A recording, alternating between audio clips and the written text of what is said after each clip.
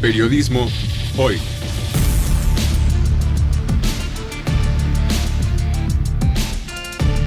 Avatares, riesgos y transformaciones del oficio de informar.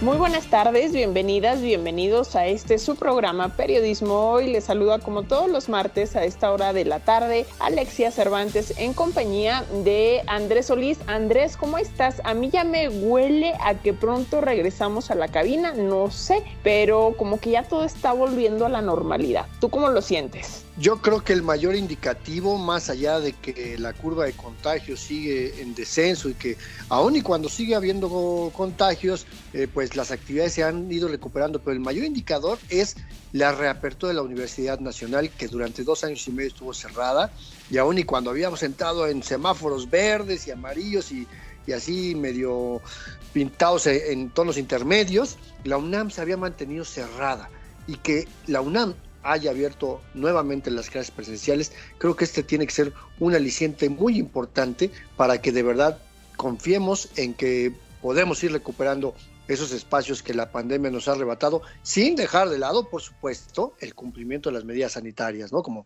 el uso de cubrebocas en espacios cerrados, el lavado frecuente de manos, la ventilación y todo este tipo de detalles que ya nos aprendimos de memoria desde hace mucho tiempo. Yo creo que va a ser un poco como esta dinámica asiática, que bueno, pues en varios países de Asia la gente utiliza cubrebocas desde hace muchísimos años, así que pues en tanto vamos viendo cómo se desarrolla este nuevo panorama, pues a seguirnos cuidando, como bien dices, Andrés. Y bueno, pues ya entrando al tema de hoy, pues déjame decirte que vamos a hablar de el llamado caso Narvarte, Andrés, y cuando decimos caso Narvarte nos referimos al homicidio del fotoperiodista Rubén Espinosa Becerril, de la activista Nadia Vera, de la modelo Mile Virginia Martín, de la maquillista Yesenia Quirós y la trabajadora doméstica Olivia Alejandra Negrete, ocurrido en la colonia Narvarte aquí en la Ciudad de México. Así es, sin lugar a dudas, un tema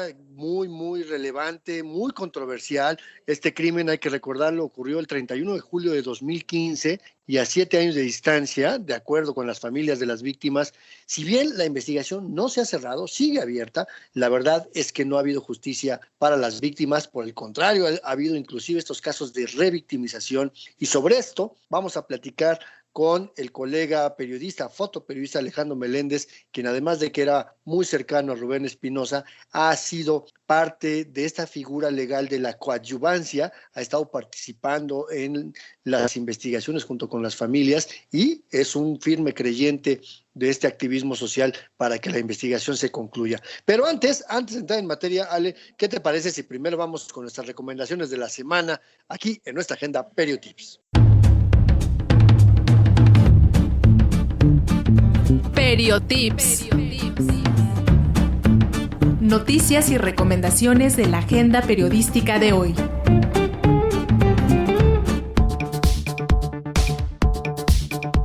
Comenzamos con nuestras recomendaciones. El Boletín Informativo Deportivo El Mister convoca al taller online Periodismo Deportivo con Datos, dirigido a periodistas, editores, estudiantes y otros interesados. Los objetivos son adquirir herramientas y habilidades para crear historias deportivas a partir de datos, así como aprender a encontrar cifras relevantes en fuentes especializadas y emplear técnicas del periodismo narrativo. El taller cuenta con 4 sesiones y serán impartidas por el periodista y editor Iván Pérez, maestro en periodismo digital con especialidad en periodismo deportivo. La edición se impartirá los días 20, 21, 27 y 28 de agosto del 2022 en un horario de 10 a 12 horas. La convocatoria estará vigente hasta el día 18 del mismo mes. Para más información, visita el sitio web www.elmister.substack.com o la página de Facebook El Mister. El Centro de Formación en Periodismo Digital de la Universidad de Guadalajara invita al curso SEO y Posicionamiento de Portales de Noticias, dirigido a periodistas y comunicadores en activo, estudiantes de los últimos semestres de carreras de comunicación o periodismo y otros interesados. con el objetivo de aprender e implementar técnicas y herramientas SEO para generar estrategias de posicionamiento de un portal de noticias en la lista de resultados de Google, Bing u otros buscadores de Internet. El curso será impartido por Fidel Romero, consultor en diseño web, producción multimedia y marketing digital. La modalidad será online, del 19 de septiembre al 30 de octubre del 2022, y los participantes deberán de cubrir mínimo de 8 a 12 horas por semana. El cierre de inscripciones es el 11 de septiembre. Para más información de costos y requisitos, visita la página web www.cfpdudgvirtual.org. El Centro NAI para el Periodismo en las Américas, en colaboración con la International Women Media Foundation, ofrece el curso Cómo informar de manera segura, estrategias para mujeres periodistas y personas aliadas. Se trata de un curso masivo abierto en línea y autodirigido. Esto significa que cada estudiante podrá realizar las actividades en el momento que le resulte más adecuado, sin necesidad de una conexión sincrónica. Está dirigido a periodistas mujeres y personas con identidades femeninas o feminizadas, y a las personas aliadas que puedan acompañarlas durante los procesos de cobertura. Durante el curso adquirirán herramientas sobre seguridad para el ejercicio de la profesión periodística. La instructora es Sandra Shire, consultora de organismos internacionales, quien creó y seleccionó el contenido del curso dividido en 4 módulos. Para más información visita el sitio web www.journalismcourses.org o envía un correo a journalismcourses@austin.utexas.edu. Gracias por su atención a esta NotiAgenda Periotips. Comuníquense justamente aquí con nuestro equipo de producción. Recuerden que en Facebook nos encuentran como Periodismo Hoy. En Twitter somos @hoyperiodismo. Ahí recibimos todos sus mensajes, sus comentarios. Les agradeceremos siempre que le den ese dedito favorable del like, que nos den retweet, que comenten, que compartan todo lo que publicamos en nuestras redes sociodigitales y cada uno de sus comentarios que aquí, al parecer, en la guantera tenías unos guardados, mi querida Alexia. Sí, tenemos varios comentarios. Muchísimas gracias a María Guadalupe Gómez Quintana. Voy a leer lo que nos escribió. Dice, un buen productor sabe que la redacción, reporteros, editores y redactores son el corazón del noti. El conductor es solo la salida y quien cuida la línea editorial, pero en esta inercia de trabajo medieval que se acostumbra en nuestro periodismo, el productor suele creer que reventando a sus hacedores de información cumple su trabajo. Un productor que respeta y confía en su redacción, que es asertivo y conocedor del contexto y de los temas, no necesita el terror ni se cree que manda a una bola de redactores. He conocido de los dos tipos, dice María Guadalupe Gómez Quintana. Conocimiento, respeto y sangre fría es lo ideal en un productor. Esa es la opinión de María Guadalupe Gómez Quintana. Totalmente de acuerdo, es un tema además gerencial y es una pieza clave de los noticiarios, por eso queríamos hacer este programa. Pero también nos escribió Rafael Ruiz Tejeda respondiendo afirmativamente a la trivia de la semana pasada. Dice Trino Camacho, el rey grande de las tiras en México, lindo y herido, dice. Esperanza Islas dice, hola, hola, el personaje de hoy es Trino y lo dice en referencia al programa de la semana pasada en el que hablamos de la producción de noticiarios para radio y televisión y cuya cápsula dedicamos justamente a Trino Camacho. Y sobre este mismo tema del programa sobre la producción de noticiarios de radio y televisión, María Guadalupe Gómez Quintana nos volvió a mandar un par de comentarios. Si me permite, los leo los dos juntos para que queden ahí pues unidos. Dice, si quitas reporteros o redactores, el noti está perdido. Si quitas al productor, el noti sale y sobrevive. Bueno, la opinión de Guadalupe Gómez Quintana, que a veces puede ser cierta, no necesariamente, pero también dice Lupita Gómez Quintana, dice, en el caso del fallecimiento del Papa, desde la redacción, yo no me fui en banda, pese a la presión. Era bastante obvia la falsedad. Sí se conoce un poco cómo funciona la comunicación de la Iglesia Católica, muy controlada, muy esquemática, con canales bastante determinados. Esto en relación a lo que comentábamos en este programa precisamente sobre ese bulo de que habían matado al Papa Joseph Ratzinger, el Papa emérito, y que cómo se construían precisamente estas noticias que terminan desinformando. Bueno, muchísimas gracias, María Guadalupe Gómez Quintana, por tus comentarios, como siempre. Y en Twitter queremos agradecer a Diego de Luna, @delunadiego, a Ricardo Vázquez, quien aparece como Ricardo-IK Iván-AAU, y también a Néstor Leandro,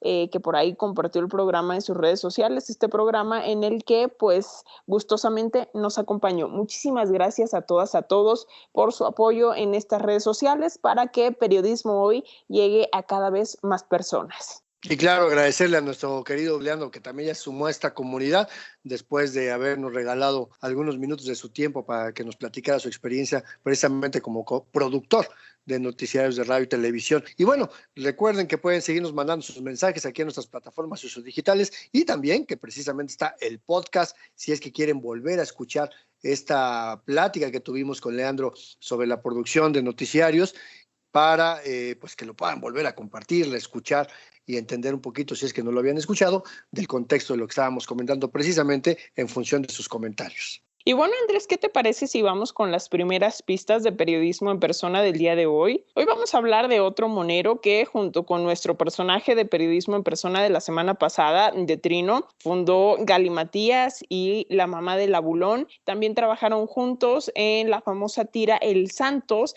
publicada por el periódico La Jornada, y aclaro que no es Trino para que no digan que las pistas son las mismas de la semana pasada. Lo que pasa es que se convirtieron como en hermanos siameses, ¿no? Pero actualmente las caricaturas de nuestro personaje aparecen en todas las impresiones de Grupo Milenio. Si tienen alguna idea de quién podría ser, pues mándenos un mensaje a todas nuestras redes sociodigitales, y mientras tanto vamos a platicar sobre los avances en las investigaciones del caso conocido como el caso Narvarte.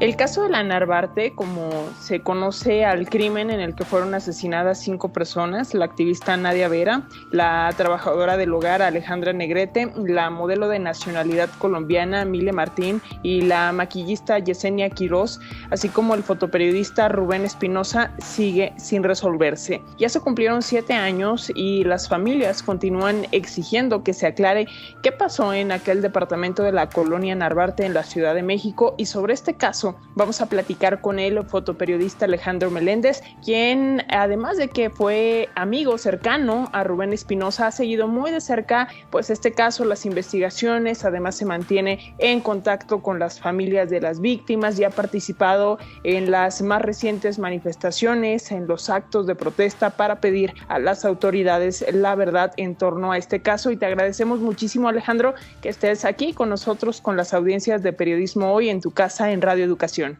Muchísimas gracias por la invitación.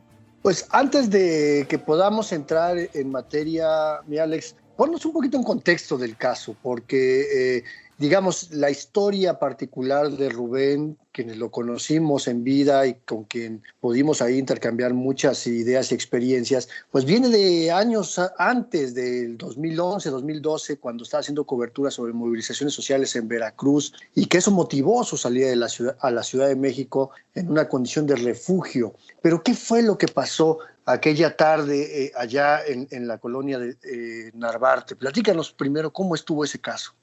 Sí, pues bueno, lo que sabemos, porque en realidad yo llegué hasta el siguiente día de lo sucedido, cuando ya habían llevado los cuerpos al CEMEFO, pues lo que supimos en esa última tarde, porque nosotros monitoreábamos a Rubén Espinosa, tanto yo como Nicolás Tavira. En ese día le tocó a Nicolás Tavira pues monitorear a Rubén, y pues nunca tuvimos contacto con él, y entonces él se preocupó de por qué ya no contestaba las llamadas, porque dijo, bueno, voy de salida de esta casa de la Narvarte hacia el metro, y pues ya no supimos nada más de él después de ese mensaje. Y pues él ya me escribe y me dice al otro día que vaya a la casa, que parece que hubo un homicidio. Y sí, efectivamente llegamos, y ya ahí es donde yo me encuentro con una de las hermanas de Rubén, y vamos a reconocer los cuerpos al CEMEFO.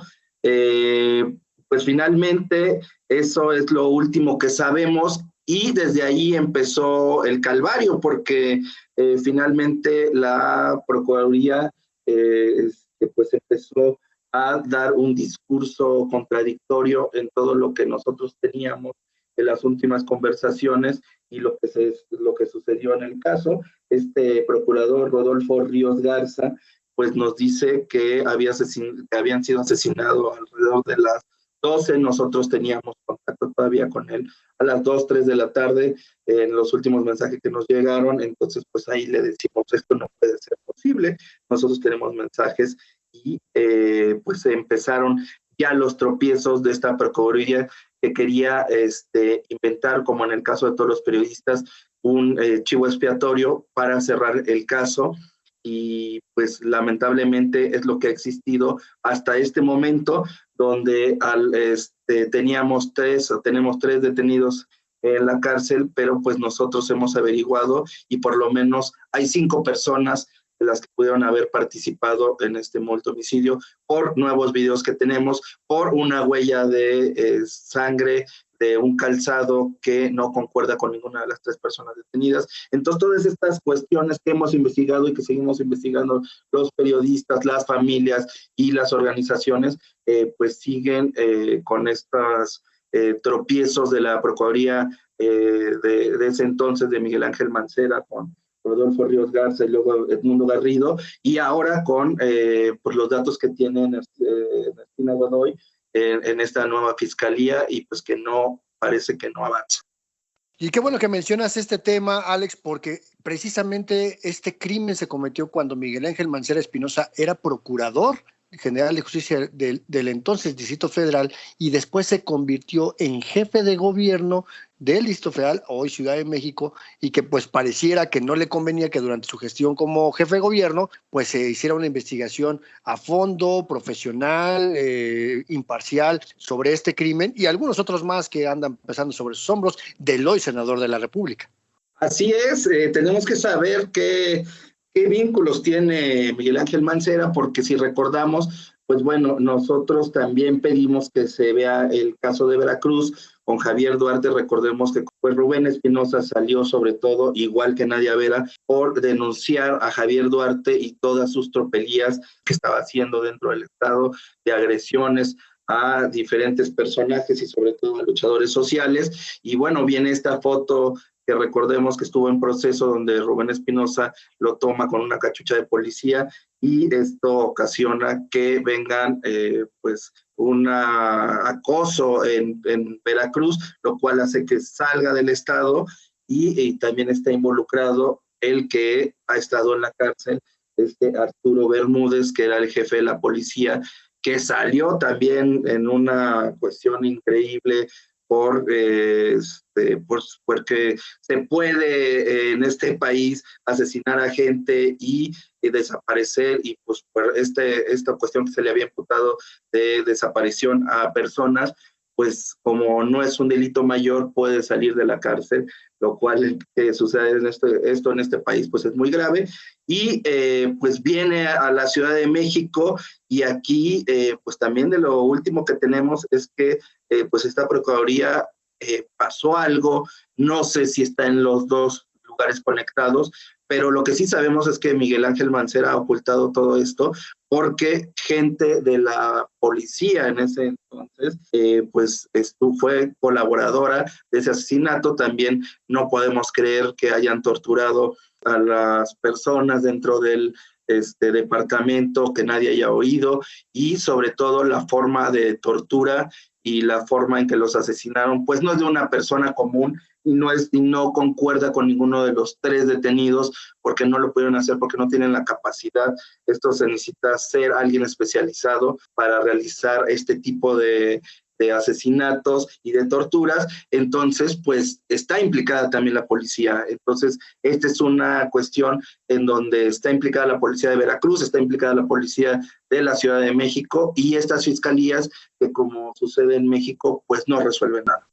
Oye, Alex, mencionabas previamente que pues los propios familiares de las víctimas, periodistas también, pues han recabado hallazgos por su cuenta, accediendo a los tomos de las indagatorias, a los videos y que bueno, entre los hallazgos que tengo entendido presentaron en marzo pasado, pues en efecto tú decías no participaron 3 personas, que es lo que se dice, sino que participaron más. Y bueno, además de esto que ya nos comentabas, ¿qué otros hallazgos descubrieron y qué ha dicho sobre todo esta parte de cuál ha sido la respuesta de la actual fiscal de la Ciudad de México, de Ernestina Godoy? ¿Qué ha dicho? Pues hemos encontrado un video nuevo en donde se puede ver por lo menos a 2 personas y encontramos estos videos y puede ir creciendo hasta el número de gente, pero bueno, hay un nuevo coche que siempre está cuidando al antiguo coche que se conocía y donde supuestamente habían subido una maleta. Entonces, pues por lo menos hay 2 personas más ya identificadas, ahora sí, en estos videos. Y bueno, estos videos se han tenido que sacar, volvemos con buscar otras tipo de cámaras y demás, porque recordemos que también cada vez que tratan de cerrar este caso, pues esto ocasiona que varias pruebas se pierdan y también con el tiempo se pierdan, sobre todo las sábanas de llamadas. Por ejemplo, hemos tratado de pedir sábanas de llamadas, se han perdido. Los videos completos pues están editados, entonces no los hemos podido conseguir. Ellos dicen que parece que están borrados, entonces pues son cuestiones que se van perdiendo y que solamente haciendo una investigación con peritos alternos, con gente, con vecinos, pues se puede empezar a hallar estos pequeños rompecabezas. Y bueno, Ernestina Godoy tuvo una reunión con los familiares y prometió, como siempre, tratar de resolver el caso, pero pues tampoco dice, bueno, no se va a cerrar, vamos a seguir, pero tampoco dio avances y la gente de la Procuraduría no dio mayores avances de los que nosotros hemos dado. Entonces nos sigue preocupando que la Procuraduría no esté haciendo, la Fiscalía en este caso, perdón, no esté haciendo su trabajo de investigación y que tengamos que ser las víctimas las que aportemos pues más elementos a esta investigación, porque parece que adentro pues sigue esta cuestión de quererlo cerrar. Y bueno, ahí sí, con toda disculpa para la fiscal Ernestina Godoy, si no resuelve este caso, será parte por omisión de esta culpabilidad de este caso.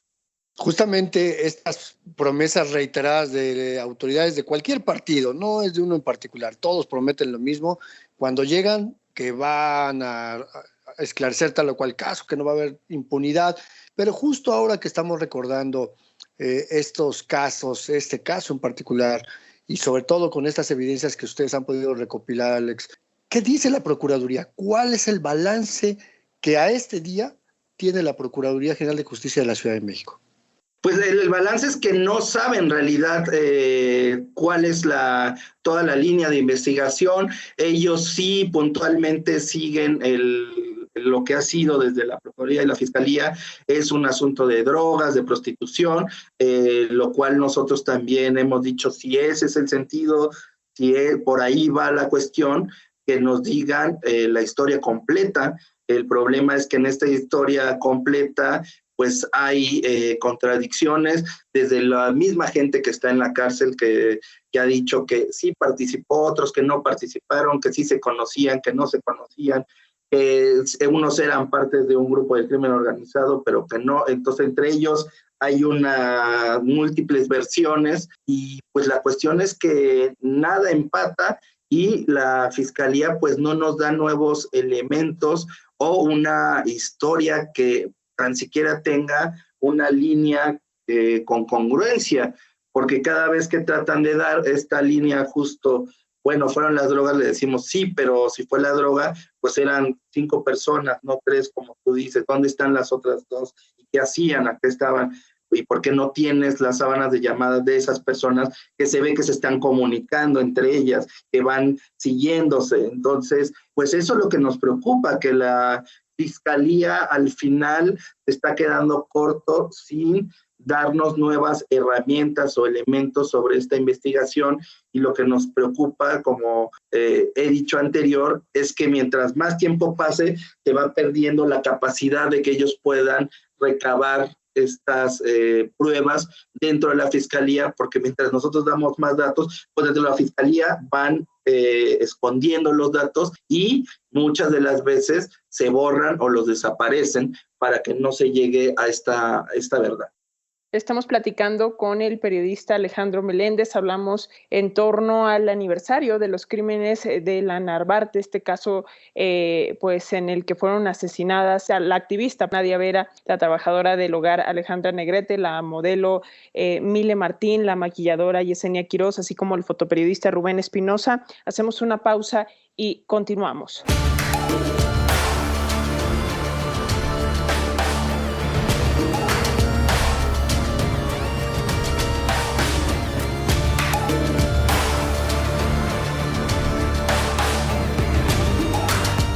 Estamos haciendo una muy breve pausa, recuerden, precisamente la hacemos para que nos manden sus mensajes a nuestras redes sociodigitales. En Facebook nos encuentran como Periodismo Hoy, en Twitter somos @hoyperiodismo. Ahí pueden mandarnos todos sus comentarios, sugerencias en torno a este programa y también, por supuesto, la respuesta a la trivia, porque tenemos más pistas, Ale. Así es, en Periodismo en Persona hoy vamos a hablar de otro monero mexicano que también participa en el programa La Chora Interminable, mismo que mencionamos la semana pasada en la cápsula que dedicamos a Trino Camacho. Y bueno, pues este personaje también es autor de publicaciones como Sepa la Bola y Los Gatos No Existen. Y este último, Los Gatos No Existen, además hay que decir que se editó al inglés. Si saben de quién se trata, que yo creo que ya tienen una pequeñísima idea, pues mándenos un mensaje, estamos aquí muy pendientes y mientras vamos a seguir platicando de este nuevo aniversario de los crímenes de la colonia Narvarte, las exigencias de justicia por parte de las familias y sus amigos y sobre todo estos pendientes dentro del periodismo.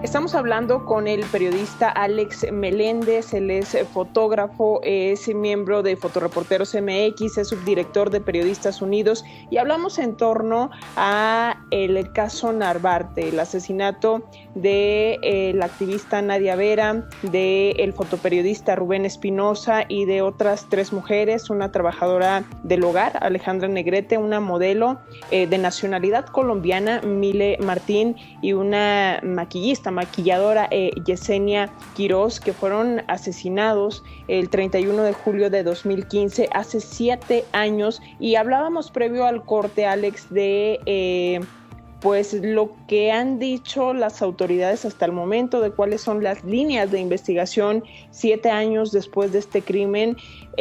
También por ahí mencionabas esta nueva línea de investigación que refiere una investigación por trata de personas, ¿no? Pero ¿cómo ha sido la revictimización?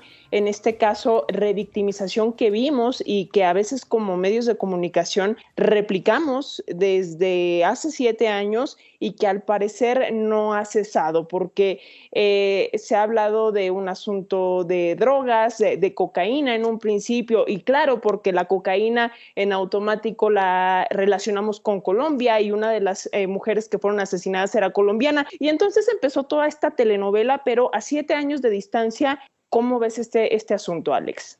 Pues sumamente grave. Fíjate que todavía en Twitter, en estas semanas, no voy a decir los nombres de estos compañeros, pero volvieron a subir esta versión de la Fiscalía, que tenemos que recordar y que creo que es uno de los daños más graves que suceden en estos casos de los medios de comunicación, y cómo los medios de comunicación, sobre todo los medios empresariales, manejan toda esta información con fotos del expediente donde se ven a las víctimas asesinadas, que no tendría que suceder, porque pues es un daño hacia las víctimas, los familiares, pero sobre todo si recordamos en la época de Miguel Ángel Mancera, que estaba también en comunicación social, Julián Andrade, y toda la comunicación de la Procuraduría de aquel entonces, filtraron un boletín donde era idéntico el boletín para crear una verdad histórica, así como en el caso de Ayotzinapa,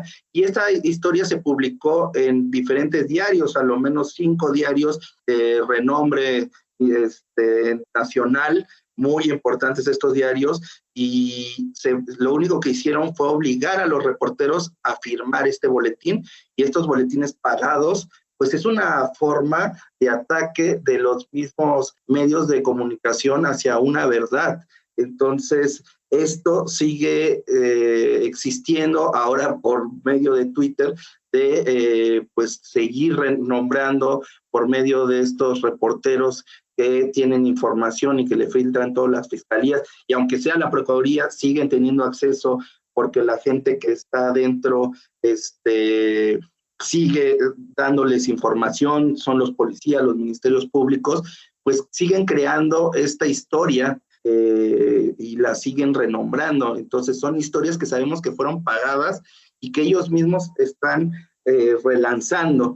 Y también recordemos que hubo una protesta de policías enfrente de Miguel Ángel Mancera, y también 3 medios, entre ellos Milenio y La Jornada, bajaron de inmediato, se subió la nota y llamaron y se bajó la nota de esta protesta que nosotros pudimos pues documentar y que luego hicimos viral, de los fotoreporteros protestando enfrente con las fotos de las víctimas de Miguel Ángel Mancera. Entonces, este pago que siempre se hace a las empresas y todo para tapar, nos indica que hay algo ahí que mueve, ¿no? No puede ser que ellos, si es un crimen, pues, en donde no están involucrados, ¿por qué están invirtiendo tanto dinero? ¿Por qué siguen creando estas verdades? Y es importante que los medios de comunicación seamos más solidarios. Creo que eso es lo que albergaba la palabra de Rubén Espinosa, y creo que si queremos hacerle un homenaje, salir es escuchar esto y revertir todo esto dentro de nuestros mismos medios de comunicación.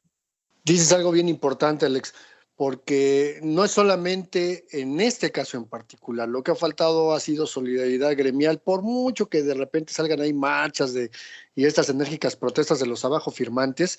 La verdad es que los medios como tal no le dan seguimiento a estas investigaciones, no nos clavamos en general a seguir investigando, seguirle rascando, y a veces queda en la anécdota del día hasta que viene otro asesinato y otra gritadera igual de ridícula, ¿no? Pero justo eso, ¿qué le ha faltado al periodismo mexicano? No a los medios, porque tu señalamiento es muy claro. Efectivamente hay todavía esas complicidades en los medios de todos los colores, ¿no? Todos de repente han caído en esta tentación de ser tapaderas de un régimen que no abona la investigación de estos casos. Pero a los periodistas, a las periodistas, ¿qué nos ha faltado? ¿Qué hemos dejado de hacer? En este caso del asesinato de Rubén y estas otras 4 mujeres, porque no es solamente el caso de Rubén, pero también de los otros casos de asesinatos de periodistas en México. Pues yo creo que esta parte de solidaridad y sobre todo involucrarnos en los casos y tratar de abonar a la investigación, creo que lo que también nos ha ayudado mucho, y de ahí vendrá, está por cocinarse también un nuevo documental sobre Ana Narvarte. Están cineastas, están fotógrafos, están reporteros que nos hemos sumado, son muchos los casos, pero a ciertos casos, entonces tratamos de integrar a todos los casos para ejercer un periodismo y ayudar.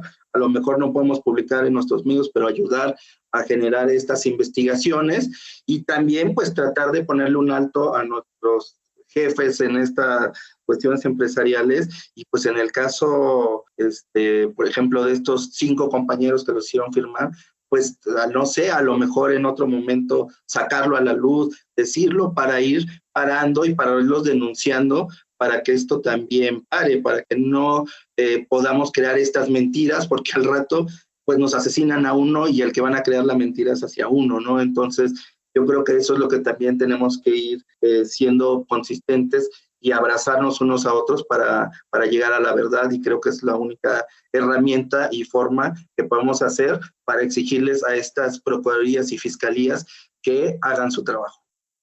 Este caso me parece muy emblemático y lamentablemente no es el único, pero perdón por la expresión, pero ha dejado ver todo el cochinero que hay cuando las autoridades pues quieren fabricar estas verdades que decías, Alex, y que intervienen en la escena del crimen y que cambian las versiones y que de pronto pues conocer la verdad se hace cada vez más complicado, pero yo quisiera que tocáramos un punto importante, porque sé que ambos se acercaron a Rubén Espinosa en este caso para hablar del tema del mecanismo de protección a periodistas. Alejandro, mencionabas que pues entre ustedes, bueno, había una especie de red de monitoreo, pero ¿por qué Rubén justamente rechazó, tengo entendido, este mecanismo de protección a periodistas? ¿Quisieras contarnos un poquito más, Alex? Sí, claro, recordemos que la CEAP estaba encabezada, no recuerdo ahorita el nombre de la compañera que lo encabezaba, pero era muy cercano a Javier Duarte. Entonces, entrar al mecanismo era darle tu información a los mismos perpetradores. Entonces, para Rubén era muy complicado poder confiar en estos mismos mecanismos donde había gente pues estaba dentro, y recordemos pues también que lo tenemos hasta el momento, el caso de la FEATLE de Ricardo Sánchez Pérez del Pozo, que sigue en la FEATLE y que también no ha hecho absolutamente nada. Y bueno, recordemos que él venía ejerciendo ya un poder desde los gobiernos del PAN y luego del PRI, en donde tiene una complicidad. Entonces yo no sé, por ejemplo, en el caso del gobierno y de la administración de Andrés Manuel López Obrador, cómo este señor Ricardo Sánchez Pérez del Pozo sigue ahí, si es de la vieja administración y que ha podido esconder todo de todas las agresiones. Entonces estábamos en un momento muy complicado en donde si dabas tus datos, pues podía el mismo mecanismo pues darte una agresión. Ahorita ha cambiado un poco el mecanismo, hay sobre todo gente que está dentro de la parte ciudadana, no de la parte institucional, que ha estado luchando porque se cumplan las cosas del mecanismo, pero en ese momento teníamos un mecanismo en donde había pocas voces que pudieran poner en orden y resguardar los datos personales de los compañeros.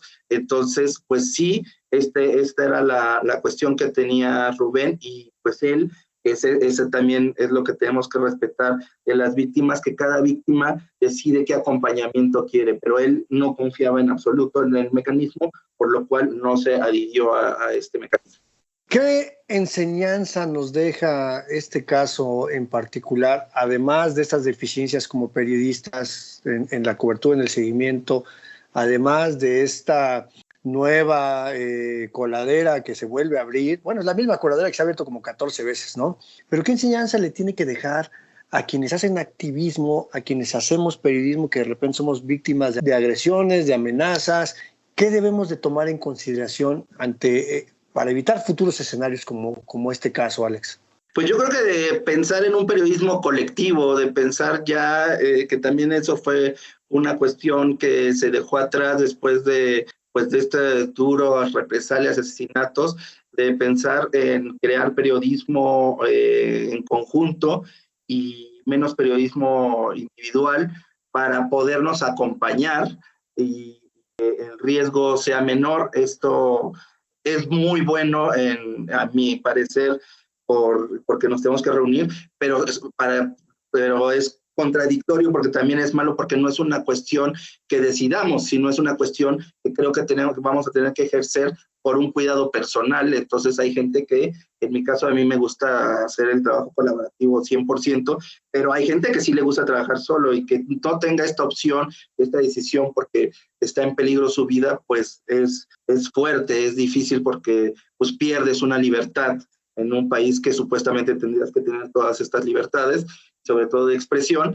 Y pues bueno, sí, la cuestión es seguirnos protegiendo unos a otros y confiar siempre, aunque exagere, digamos que exagera la gente, o que pensamos que se siente mal y que a lo mejor está trastornado. No, sí hay que creerles a los compañeros y hay que ser muy fiables cuando ellos sienten que están siendo perseguidos y desprotegidos, porque no sabemos lo que está pasando y lo que en realidad a veces callan los mismos periodistas. Entonces, creerles siempre y tratarlos de apoyar y tenderles la mano para ayudarlos, sobre todo psicológicamente y sobre todo en las casas, en los lugares donde puedan estar a salvo. Y yo creo que ser muy conscientes, Alex, no sé cómo la ves tú, de que se cayó justo con este caso, al menos desde mi perspectiva, esta sensación de que la Ciudad de México era un oasis, era un refugio para los periodistas. Vaya, creo que pues con los recientes acontecimientos vemos que ya ni siquiera es un territorio fuera de las manos del crimen organizado, pero ¿cómo ves esto tú? Así es. Sí, completamente. Nosotros pensábamos que este era el oasis para traer sobre todo a los compañeros de los estados y protegerlos, y ahora vemos que no. Compañeros han tenido que salir fuera. Tuvimos hace poco también el acompañamiento de Miguel Ángel López Solana, que pudo regresar a Veracruz de Texas, donde vive, y hacer un acompañamiento para tan siquiera cerrar un poco este ciclo del asesinato de toda su familia, que fue uno de los primeros asesinatos que abrió toda esta nueva ola de asesinatos en esta nueva época de Milo Vela de Notiver, y pues creemos que ahora tendremos que regresar a salir fuera del país.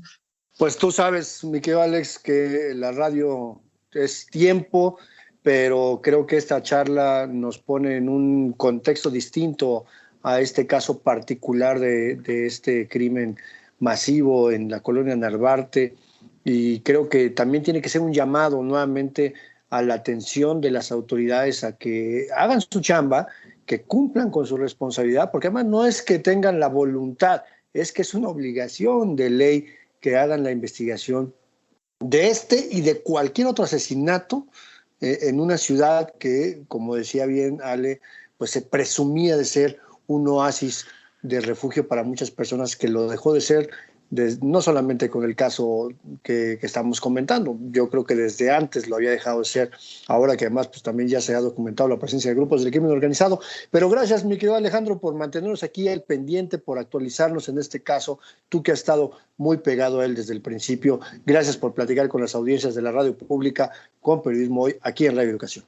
No, les agradezco mucho, al contrario, la invitación, y nada más también recordar la parte que se me olvidó de Cuitláhuac García. Pues bueno, también le pedimos al gobernador Cuitláhuac que colabore para abrir también los expedientes de allá y poder hacer este cruce entre la Fiscalía de la Ciudad de México y la Fiscalía de Veracruz. Sin duda alguna, sí es importante que el actual gobierno de Veracruz, que, bueno, ahora si hablamos de colores es de morenista, pues colabore y abra estas carpetas que están ahí desde hace 7 años para que se esclarezca este crimen y para que pues las familias de las víctimas, que también son víctimas indirectas, pues tengan acceso a la justicia. Muchísimas gracias, Alex Meléndez, y pues seguimos en comunicación. Ya sabes que los micrófonos de esta tu casa de Radio Educación están abiertos y seguimos al pendiente de cualquier otra información que surja en torno a este caso. Muchas gracias a los dos y que viva la radio pública.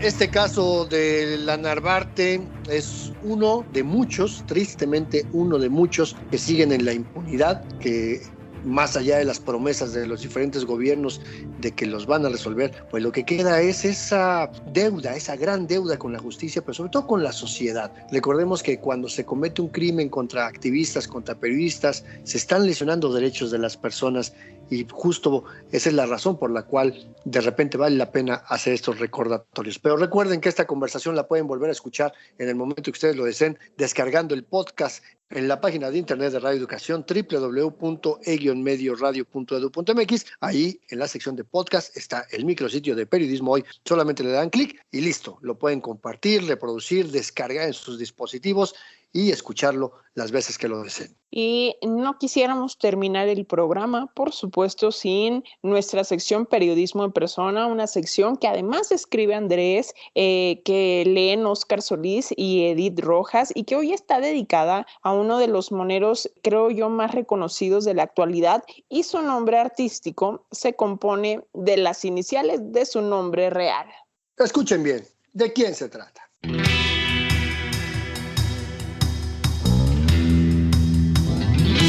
Periodismo en Persona. Hoy dedicado a José Ignacio Solórzano.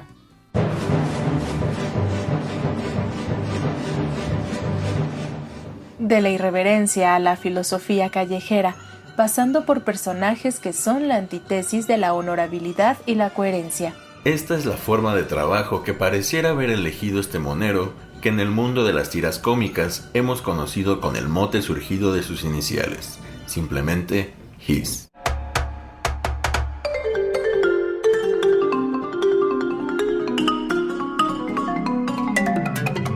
José Ignacio Solórzano llegó al mundo en el año de 1963 en la ciudad de Guadalajara, donde se quedó inicialmente a vivir y estudiar la carrera de Ciencias de la Comunicación en el Instituto Tecnológico de Estudios Superiores de Occidente, ITESO.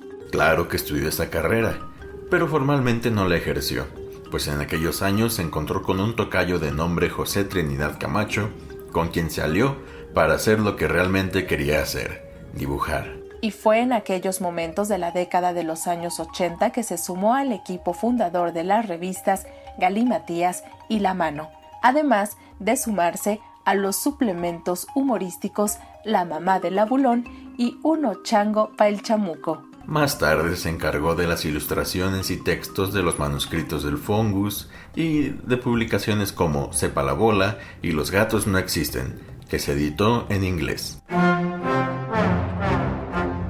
Para His, haber conocido a Trino ha significado establecer una alianza de casi 4 décadas de intercambio de papel y lápices y de irrupción en los medios impresos y en las historietas e histerietas. En los años 90, irrumpió en las páginas del diario La Jornada con la exitosa tira de El Santos contra la Tetona Mendoza, con la que creó entrañables personajes que han trascendido el papel, llegando al cine, pero también a la música, al arte callejero y a toda cultura urbana. Actualmente sus caricaturas aparecen de manera cotidiana en Milenio Diario y algunas ediciones locales de esta empresa mediática y, por supuesto, en diferentes plataformas digitales. De la mano de Trino, ha tenido presencia radial en el programa La Chora Interminable, que se transmite a través de las frecuencias universitarias de la UDG y la UNAM.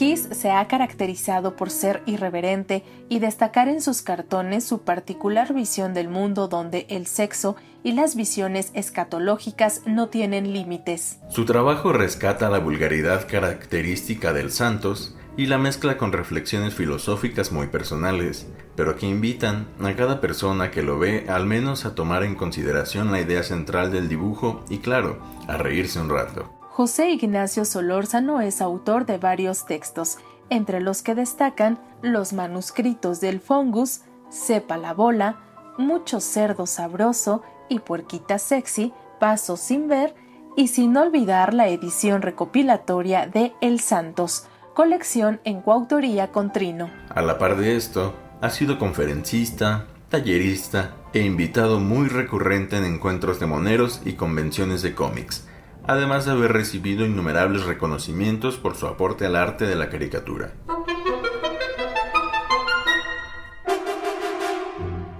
Hablar de José Ignacio Solórzano His es hablar también del artista que ha participado en ilustrar textos, carteles y folletos, y de un monero famoso que siempre contesta a quien lo busca.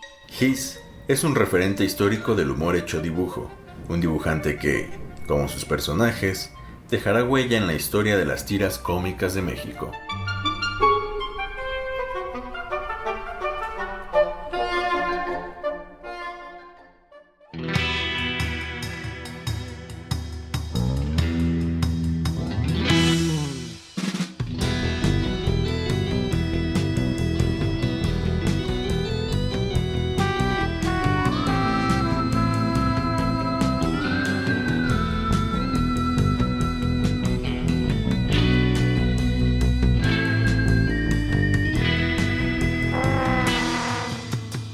pues ya llegó la hora de despedirnos, Andrés. Muchísimas gracias a ti, a todo el equipo y a todas las personas que nos sintonizaron a través de las distintas frecuencias de Radio Educación, también a través de las plataformas de redes sociales de la emisora, en Twitter, en Facebook, en YouTube y a través de nuestro portal de podcast. Muchísimas gracias. Sin lugar a dudas, Alexia, recuerden que este programa lo hacemos para ustedes, para que lo puedan compartir, para que sean parte de esta comunidad de periodismo y para que analicemos este quehacer profesional que nos une como profesionales de la información, pero también como sociedad. Así que no nos queda más que agradecerles que nos hayan acompañado una semana más, por supuesto, a este maravilloso equipo de producción, y nos estamos escuchando, Alexia Cervantes, el próximo martes. Hasta el próximo martes, Andrés Solís, y que pasen muy buena tarde.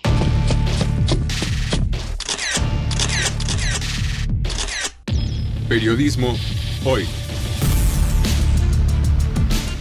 Periodismo es publicar lo que alguien no quiere que se sepa. Todo lo demás son relaciones públicas.